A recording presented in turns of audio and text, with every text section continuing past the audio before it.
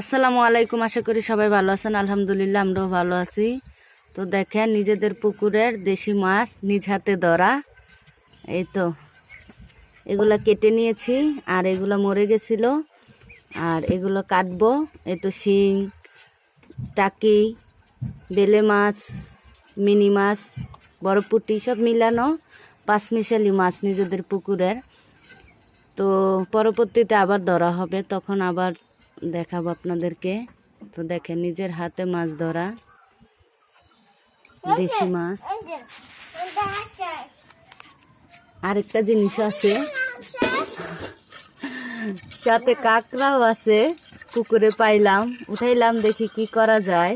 ধরলাম কাঁকড়াগুলোরেও।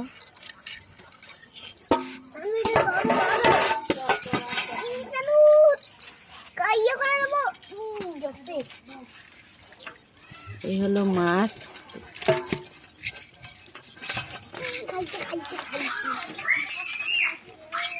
ছাগল দিয়ে হেলো লুয়া খা খা